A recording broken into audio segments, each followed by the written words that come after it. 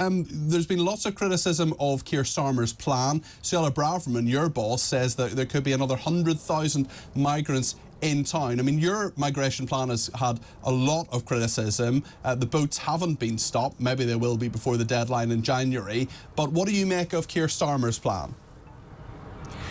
Well, I mean, European Commission officials have described Keir Starmer's plans as deluded, so they've been trashed by the Europeans.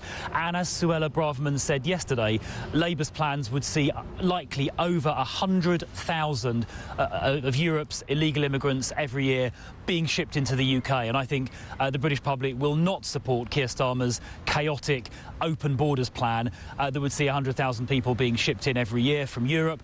Where would they be accommodated for a start? So I think Keir Starmer's plans have rapidly collapsed into chaos. Look, in terms of the small boat challenge, the numbers this year are down about 20% compared to last year. So that is good progress, but obviously a lot more to do. And in fact, it contrasts with what's happening in Europe, where the illegal crossings into Europe have gone up by 30%. But here in the UK, we're down by 20%. So that is a significant step in the right direction, but obviously a lot more work to do.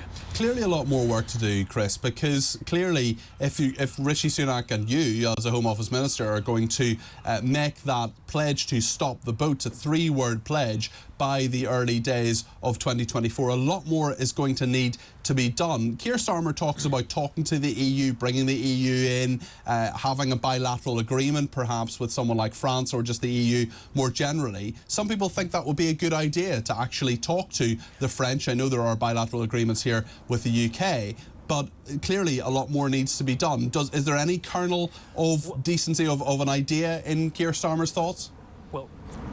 Well, I'm afraid that the European Commission, as the Times has reported on it today, the Europeans have dismissed Keir Starmer's plans as deluded, and they would see 100,000 extra people entering the UK. We do work closely already with the French. We've got a deal which saw the French police stop 33,000 people last year on the beaches of France. We work very closely with the Belgians. We've worked with the Germans to disrupt a criminal gang that was smuggling or bringing in hundreds and hundreds of these boats. As we speak, the immigration minister is in Albania talking to his counterparts around Europe to strengthen cooperation. And in fact, our returns deal with Albania that was struck about a year ago, so where Albanians cross the channel, they get sent straight back to Albania, that has seen a 90% reduction in the number of Albanians crossing the channel. Now, if we apply that more widely using the Rwanda scheme, as we plan to do, the deterrent effect of that, I believe, will stop these crossings. We've seen that work with the Albanians I just mentioned. We saw it work in Australia about 7 or 8 years ago with the Australian Operation Sovereign Border. So the deterrent effect of the Rwanda project, where we'll take the people out to Rwanda if they cross by small boat, that will work. We've got those case studies. And guess who's going to scrap the Rwanda plan? Keir Starmer is going to scrap the Rwanda plan, even though all of the evidence shows the Rwanda plan will work. So Chris, you've got a problem with the Europeans calling him deluded. Okay, you've got a problem with the Supreme Court as well, though, on the Rwanda. Deluded. Sorry to interrupt you, Chris, but you have a problem with the Supreme Court as well, in that you're waiting for their judgment on Rwanda, and a number of courts so far have said that it actually doesn't work. So why do you think this is something that will work, given that we're only actually dealing with a few hundred people? I mean, is it not more symbolic than actual? No, not at all. I mean, as I say, with the Albanian returns deal, that has cut the Albanian crossings by 90%. You haven't got to send very many people across to Rwanda before the deterrent effect kicks in. I mean, the Australians, about 8-9 years ago, had a problem about the same scale as ours with illegal maritime arrivals, as they called them. They only had to remove relatively small numbers, like small single-figure thousands, before the deterrent effect kicked in. So the evidence suggests that it will work. The deterrent effect will work.